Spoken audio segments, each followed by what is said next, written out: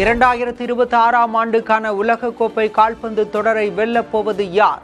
நள்ளிரவு 12:30 மணிக்கு நடைபெறும் போட்டியில் சாம்பியன் பட்டத்திற்காக மோதும் அர்ஜென்டினா, ஸ்பெயின் அணிகள்.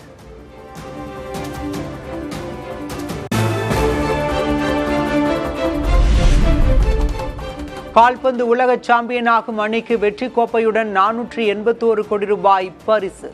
இரண்டாவது இடம் பிடிக்கும் அணிக்கு 317 கோடி ரூபாய் பரிசாக வழங்கப்படும். கால்பந்து வரலாற்றில் முதன்முறையாக உலகக்கோப்பையை வெல்லும் அணிக்கு சாம்பியன்ஷிப் மோதிரங்கள். உலகக்கோப்பை மற்றும் வெற்றி பெறும் அணியின் பெயர் பொறிக்கப்பட்டிருக்கும் என ஃபிஃபா அறிவிப்பு.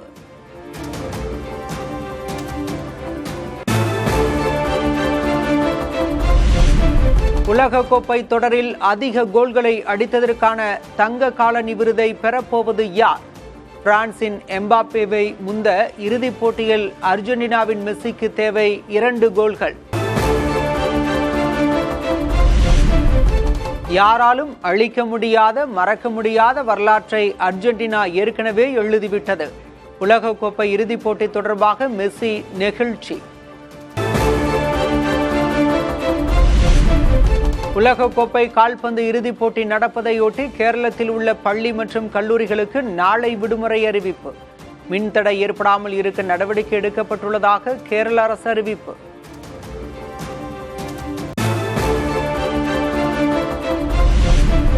நாளை தொடங்குகிறது நாடாளுமன்ற மழைக்கால கூட்டத்தொடர். வந்தே மாதரத்தை அவமதித்தால் தண்டனை உள்ளிட்ட 5 மசோதாக்களை தாக்கல் செய்ய மத்திய அரசு திட்டம்.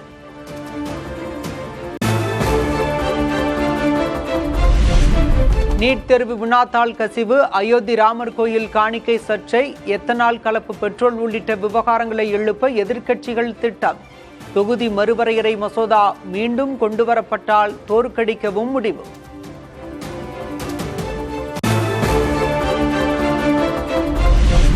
கடந்த கூட்டத்தொடருடன் ஒப்பிடுகையில் இம்முறை பெரும் மாற்றங்களை கண்ட நாடாளுமன்றம். திரிணாமுல், உத்தவ் சிவசேனா பிளவு, பாஜகவில் இணைந்த ஆம் ஆத்மி எம்பிக்கள், இந்தியா கூட்டணியில் இடம்பெறாத திமுக.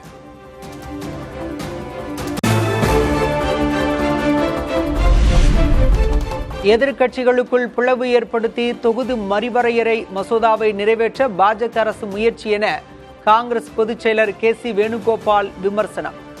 தொகுதி மறுவரையறை சட்ட திருத்தம் என்பது அரசியலை தாண்டி நாட்டின் ஜனநாயகம், அரசமைப்பை பாதிப்பது எனவும் கருத்து.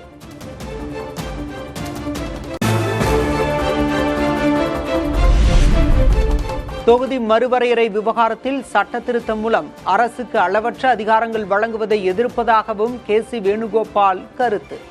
வெறும் உறுதிமொழிகளால் மட்டும் தங்கள் கவலைகளுக்கு தீர்வு கிடைக்காது என்றும் விளக்கம்.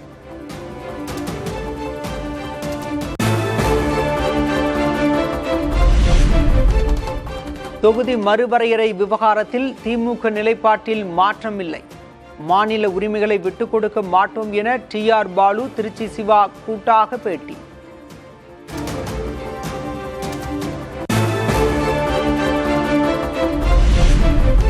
மேகதாது அணை திட்டம் தொடர்பாக நாடாளுமன்றத்தில் ஒத்திவைப்பு தீர்மானம் கொண்டுவர திமுக நோட்டீஸ்.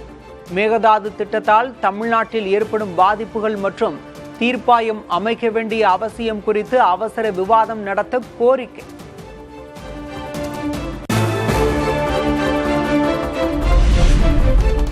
ராமர் கோயில் நன்கொடை முறைகேடு குறித்து சுதந்திரமான விசாரணை நடத்த வேண்டும். பிரதமர் மோடிக்கு காங்கிரஸ் தலைவர் மல்லிகார்ஜுன கார்கே, மக்களவை எதிர்க்கட்சித் தலைவர் ராகுல் காந்தி கடிதம்.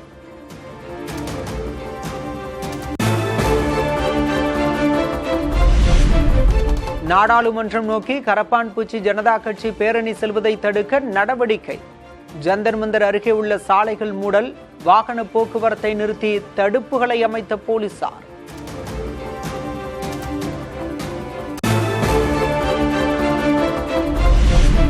சோனம் வாங்சுக்கின் மருத்துவ அறிக்கைகளை அவரது குடும்பத்திற்கு வழங்க அரசு தரப்பு உறுதி. தனியார் மருத்துவமனைக்கு மாற்றக் கோரிய வழக்கை 24ஆம் தேதிக்கு ஒத்திவைத்தது டெல்லி உயர்நீதிமன்றம்.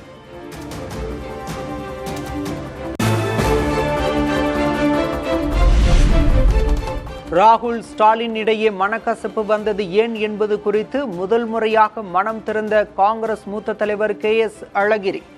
ஆட்சியில் பங்கு என்ற விவகாரத்தில்தான் திமுக காங்கிரஸ் இடையே பிரச்சனை ஏற்பட்டதாக புதிய தலைமுறைக்கு பிரத்யேக பேட்டி. திராவிட முன்னேற்ற கழகத்திற்கு எங்களுடைய தலைவர் சோனியா காந்தியோடு இருந்த தனிப்பட்ட பழக்க வழக்கத்தின் அடிப்படையில் சோனியா காந்தியிடம் அவர்கள் பேசி, அம்மையார் அவர்கள் இல்லை இந்த முறை திடீரென்று நீங்கள் இப்பொழுது போய் கேட்க வேண்டாம் என்கின்ற பாணியில் ஏதோ அவர்கள் சொல்லி, அதன் பிறகு அம்மா சொல்லிவிட்டார்கள் இதில் மாற்று கருத்து வேண்டாம் என்றுதான் ராகுல் காந்தி அவர்கள் அதிலிருந்து விலகி கொண்டார்கள். அப்படி வந்தது தான். பாண்டிச்சேரியில் காலையில் ராகுல் காந்தி அவர்கள் பிரச்சாரம் செய்கிறார். அதே தெருவில் 4 மணி நேரத்திற்கு பிறகு ஸ்டாலின் அவர்கள் பிரச்சாரம் செய்கிறார். இரண்டும் வேற வேற பிரச்சாரங்கள். அப்பயே கசந்து போச்சா? அதிகாரத்தில் பங்கு தரலன்ற அதுதான் வேற எதுவும் கிடையாது.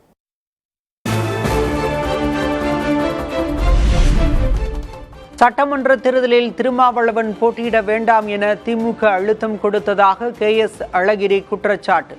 தேர்தலுக்கு முன்பு கூட்டணி கட்சிகளுக்கு பல கட்டுப்பாடுகளை திமுக விதித்ததாகவும் புதிய தலைமுறைக்கு பேட்டி.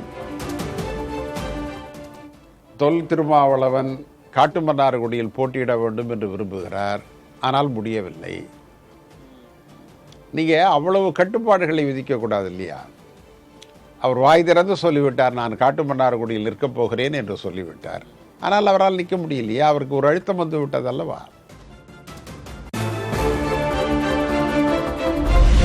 திமுக கூட்டணியில் தேமுதிகவுக்கு அதிக முக்கியத்துவம் கொடுத்தது ஏன் என KS அழகிரி கேள்வி. தொகுதி பங்கீட்டில் தப்பான கணக்கு போட்டது திமுக என்றும் குற்றச்சாட்டு. திருமாவளவனை உங்களால் அங்கீகரிக்க முடியவில்லை. நீண்ட காலமாக உங்களோடு இருக்கிற கம்யூனிஸ்ட் கட்சிகளை உங்களால் அங்கீகரிக்க முடியவில்லை. தேமுதிகவுக்கு மட்டும் 10 இடங்கள், ஒரு ராஜ்யசபா. அது என்னது? எப்படியாவது அந்த அணியை ஜெயிக்க வைக்கிறது. எப்படி ஜெயிக்கும் அது?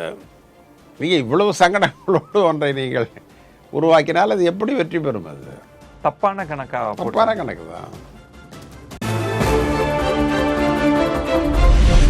கோயில் நிலத்தை தெரியாமல் பத்திரப்பதிவு செய்யவே முடியாது. நடந்த தவறுகளை மறைக்க அமைச்சர் நிர்மல்குமார் தன் மீது குற்றம் சுமத்துவதாக முன்னாள் அமைச்சர் மூர்த்தி விமர்சனம்.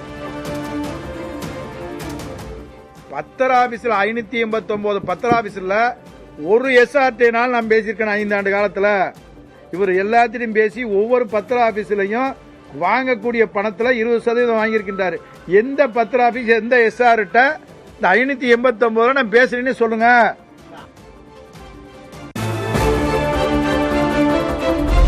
பழனி கோயில் நில முறைகேடு விவகாரத்தில் முன்னாள் அமைச்சர் மூர்த்தியின் குற்றச்சாட்டுகள் நகைப்புக்குரியது என அமைச்சர் ராஜ்மோகன் பதிலடி.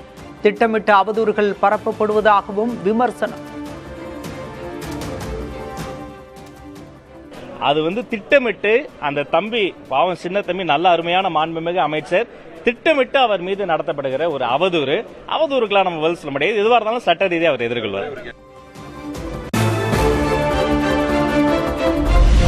அறநிலையத்துறையின் செயல்பாடுகள் குறித்து நாளை ஆய்வுக் கூட்டம் நடத்துகிறார் முதல்வர் விஜய். பழனி கோயில் நில முறைகேடு தொடர்பாக பேசப்படும் என தகவல்.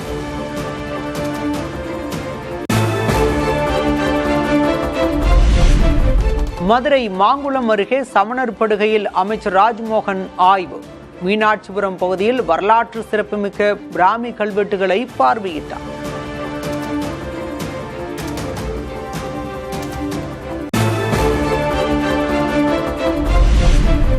லண்டன் பயணம் முடிந்து சென்னை திரும்பினார் திமுக தலைவர் MK ஸ்டாலின். சென்னை விமான நிலையத்தில் தொண்டர்கள் உற்சாக வரவேற்பு.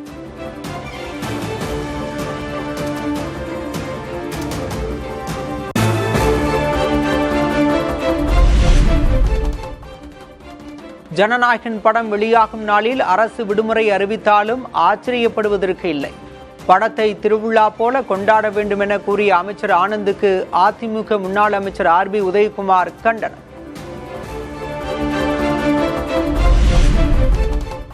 சென்னையில் நடந்த தென்னிந்திய திரைப்பட எழுத்தாளர் சங்க தேர்தலில் இயக்குனர் சேரன் அணி வெற்றி. தலைவராக சேரன், துணைத் தலைவர்களாக சமுத்திரக்கனி, சிநேகன் ஆகியோர் தேர்வு. நடந்து முடிந்த 2026 South Indian film writers association தலைவரா திரு சேரன் சார் அவர்கள்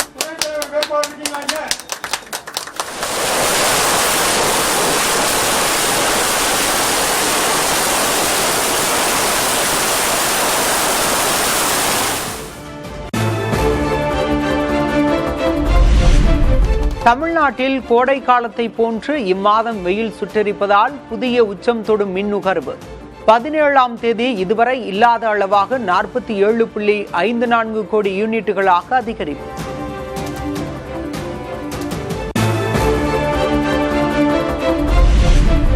மின் கணக்கீடு பில்லிங் செயல்முறைகளில் குறைபாடுகளால் அதிக மின் கட்டணம் பதிவு. அசாதாரண பில்லிங் முறைகளால் பொதுமக்களுக்கு பெரும் நிதி இழப்பு ஏற்பட்டுள்ளதாக நெல்லை மின்வாரிய தலைமை பொறியாளர் அறிக்கை.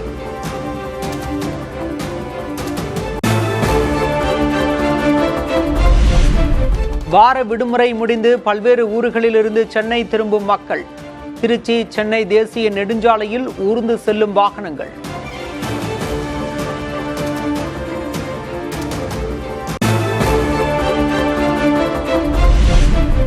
வார விடுமுறையொட்டி திருவண்ணாமலை கோயிலுக்கு ஆயிரக்கணக்கான பக்தர்கள் வருகை. 3 மணி நேரத்திற்கு மேலாக காத்திருந்து தரிசனம்.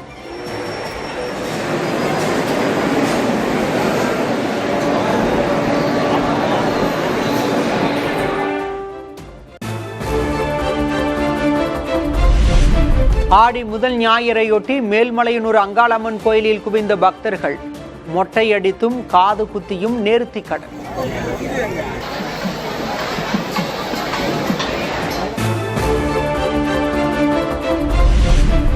திருச்செந்தூர் பழனி முருகன் கோயில்களில் குவிந்த பக்தர்கள் 5 மணி நேரத்துக்கு மேலாக காத்திருந்து தரிசனம்.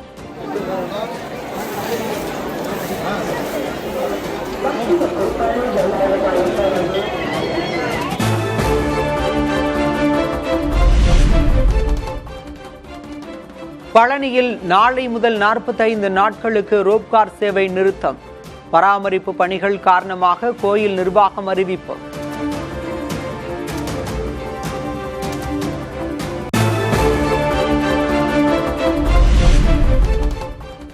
மால்டோவா, மாசிடோனியா, ருமேனியா ஆகிய 3 ஐரோப்பிய நாடுகளுக்கு குடியரசுத் தலைவர் திரௌபதி முர்மு பயணம்.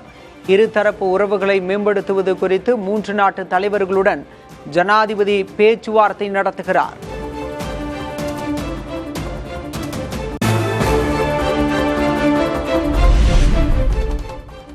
டெல்லி வந்துள்ள ஜான்ஜிபார் நாட்டு அதிபர் உசைன் அலி மின்பினியுடன் குடியரசு துணைத் தலைவர் CP ராதாகிருஷ்ணன் பேச்சுவார்த்தை. கல்வி, சுற்றுலா, தொழில்நுட்ப ஒத்துழைப்பு குறித்து பேசியதாக எக்ஸ் தளத்தில் துணை ஜனாதிபதி பதிவு.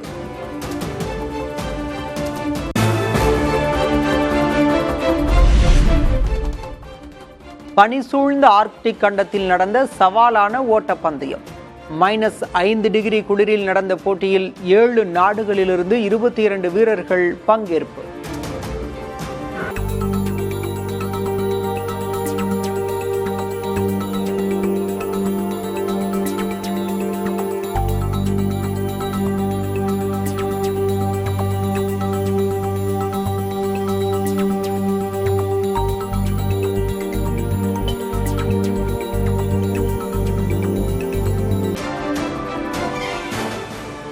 ஜூலை 25ஆம் தேதி வரை தமிழகத்தில் மழை பெய்ய வாய்ப்பு. மேற்கு தொடர்ச்சி மலை மாவட்டங்கள், வடக்கு கடலோர தமிழகத்தில் பலத்த காற்றுடன் கூடிய மழை பெய்யக்கூடும் என கணிப்பு.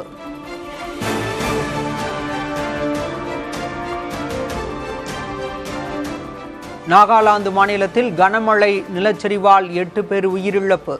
இயல்பு வாழ்க்கை முற்றிலுமாக பாதிப்பு. தொடரும் மீட்பு பணிகள்.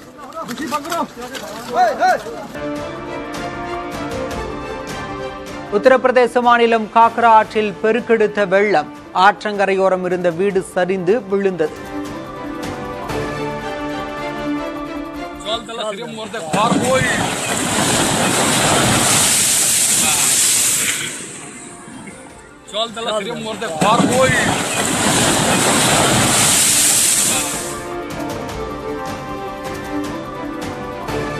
ஜம்மு காஷ்மீரின் கிஸ்துவார் மாவட்டத்தில் மேகவெடிப்பால் ஏற்பட்ட அதீத கனமழை. வெள்ளம் பெருக்கெடுத்ததால் விளைநிலங்கள் கடும் சேதம்.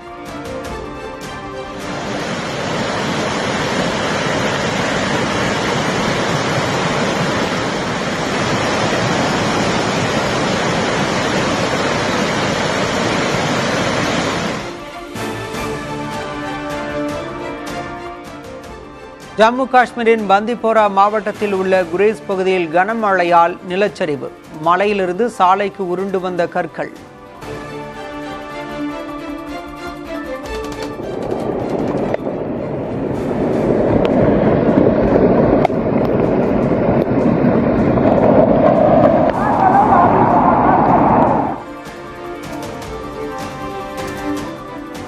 காஷ்மீர் வெள்ள நிலவரம் குறித்து துணைநிலை ஆளுநர் மற்றும் முதல்வரிடம் கேட்டறிந்த மத்திய அமைச்சர் அமித்ஷா தேவையான மீட்பு நிவாரண ஏற்பாடுகளை செய்து தருவதாக உறுதி.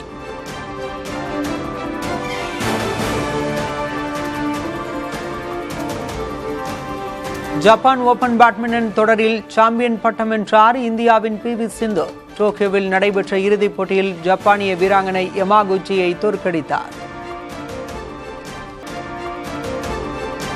ஜப்பான் ஓபன் பேட்மிண்டனில் PV சிந்துவின் விடாமுயற்சியும் திறமையும் வெளிப்பட்டுள்ளது. இளம் விளையாட்டு வீரர்களுக்கு உத்வேகமாக அமையும் என்றும் பிரதமர் மோடி வாழ்த்து.